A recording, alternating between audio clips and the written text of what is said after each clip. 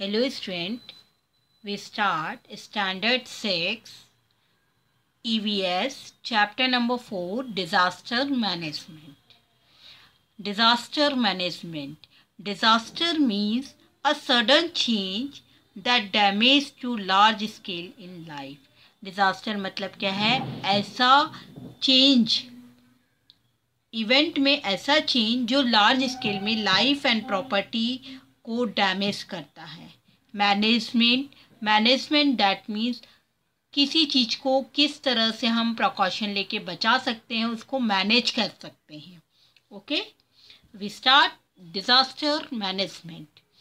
यहाँ पे आपको डिफरेंट पिक्चर्स दिख रहे हैं. ये डिफरेंट टाइप के एनवायरनमेंट में सडन चेंजेस होते हैं. लाइक अर्थक्वेक आता है, जब आपकी बिल्डिंग्स हैं, ज़मीन से हिलने लगती हैं, एकदम से ड्राफ्ट हो जाता है, सूखा पड़ जाता है. ना आपने सुना भी होगा ये सब चीज़ें. बाढ़ आ जाती है, फ्लड्स आ जाते हैं, फायर लग जाती है कोई मिल में, इसमें फॉरेस्ट में फायर लगती है, एकदम से बहुत तेज़ हवाएं चलने लगती हैं, वॉल्केनिक इरप्शन होने लगता है, ज्वालामुखी फटने लगता है. तो ये सारे जो हैं वो एनवायरनमेंट में सडन चेंजेस हैं जो हमारी लाइफ को, हमारी प्रॉपर्टी को डैमेज करते हैं. जब अर्थक्वेक आता है तो हमारी बिल्डिंग्स हिल जाती हैं, जो हमारा लैंडस्केप है वो फट जाता है. मतलब जब बिल्डिंग्स गिरती हैं तो नेचुरली है आपकी वो प्रॉपर्टी का भी लॉस होता है. ह्यूमन बीइंग भी कई डेड हो जाती है, उनकी मौत हो जाती है.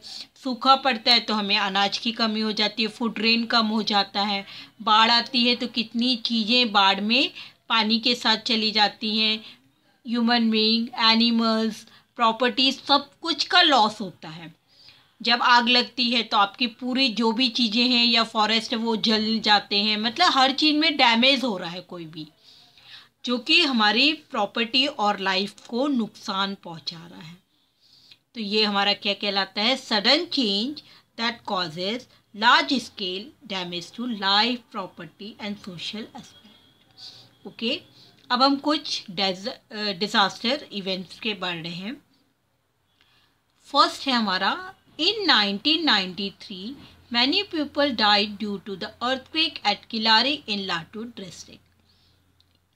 1993 को लातूर डिस्ट्रिक्ट की किलेरी में बहुत ज़ोरदार अर्थक्वेक आया था, जिसमें बहुत से पीपल डेड हो गए थे, मर गए थे. Okay, second, even today people of Mumbai shudder at the memory of July 2005 when many people had lost their lives in the jal caused by heavy rainfall. आज भी जुलाई 2005 की जो मेमोरी है, मुंबई के जो पीपल्स हैं वो सुन के कांप जाते हैं, एकदम शिवरिंग हो जाती है. क्यों? क्योंकि उस समय इतनी ज़ोरदार हैवी रेन हुई थी और बाढ़ आ गई थी, जिसने कितने पीपल्स ने अपनी प्रॉपर्टी भी गंवा दी थी और अपनी जान की भी हानि हुई थी. वो आज भी मंजर उनको याद आता है तो वो भूल नहीं पाते हैं. In July 2014 the whole village of अमलिन in Ambegaon Taluka of Pune district was destroyed in matter of minutes due to landslides. Many got buried under the heaps of soil and stones and lost their lives. Pune district के अम्बेगांव के मलिन तालुके में landscape हुआ था. Landscape होता मतलब धरती फट गई थी, जिसमें कितने लोग अंदर चले गए थे और सॉइल और स्टोन में दब गए थे. In November 2015, many people died due to the flooding caused by heavy rains in Tamil Nadu. November 2015 में तमिलनाडु में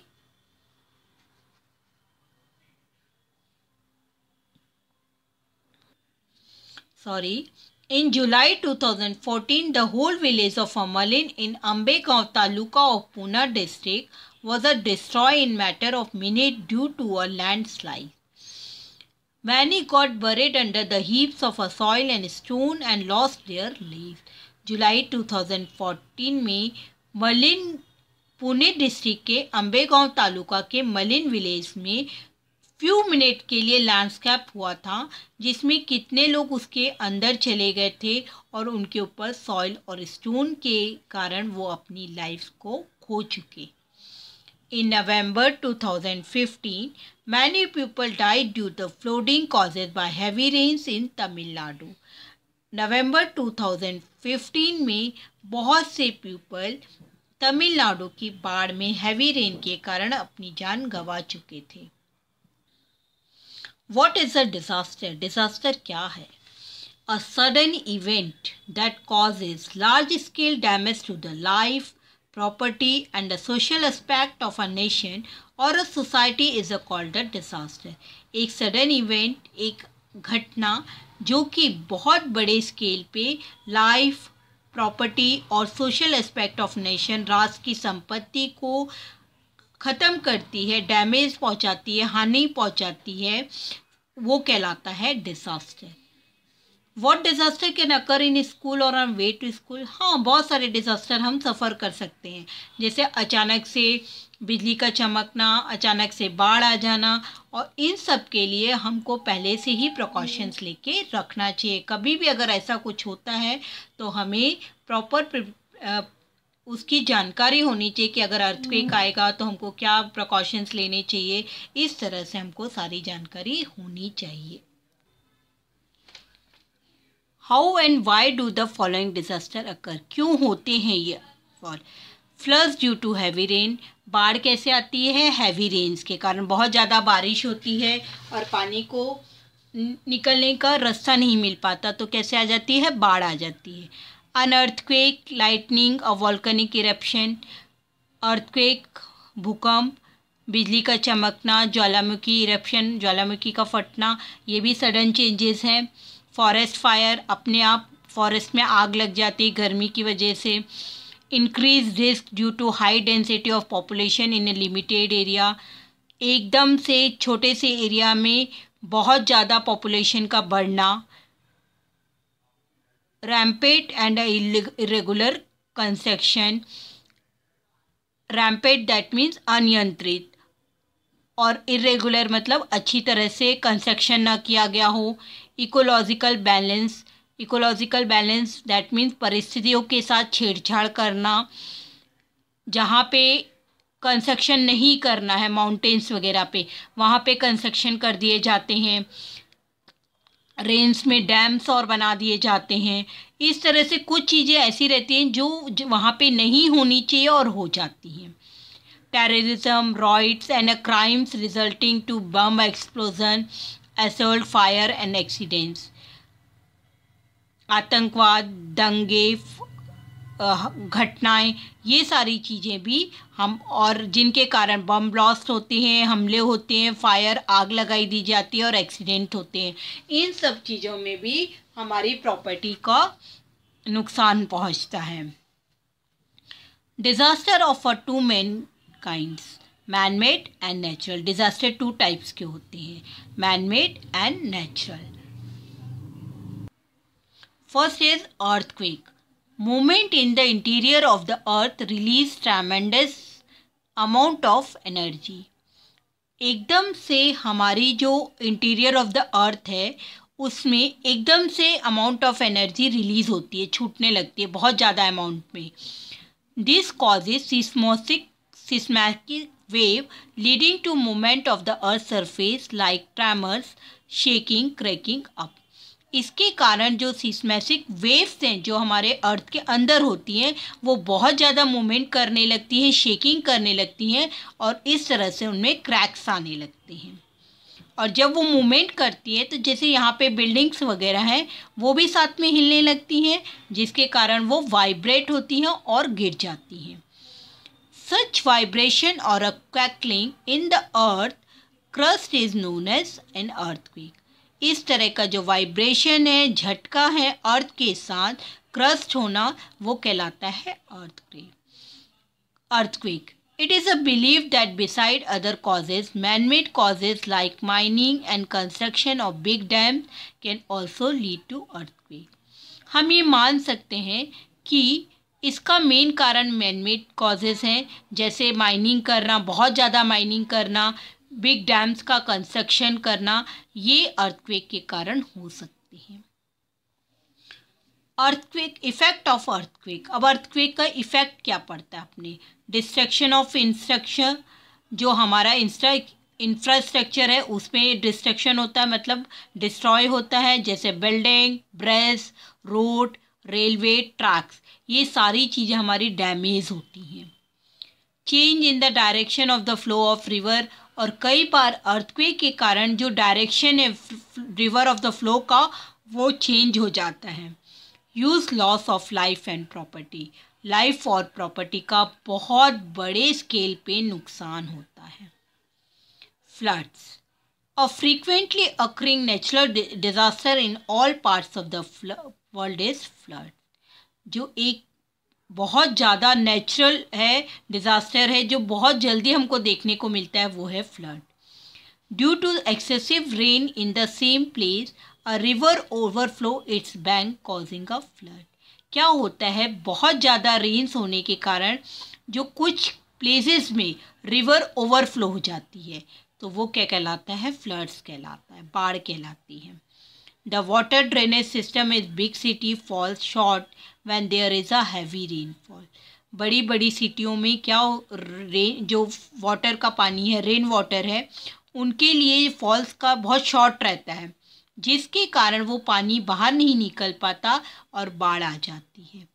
resulting in the choking of gutter and drainage line, जिसके कारण वहाँ पे मेन रीज़न है कि जो गटर की चोकिंग रहती है और ड्रेनेज लाइन प्रॉपर नहीं रहती, जिसके कारण पानी को निकलने की जगह नहीं मिलती है और वो एक जगह जमा होता जाता है और बाढ़ आ जाती है। Water overflow on the roads and surrounding area and even events nearby houses.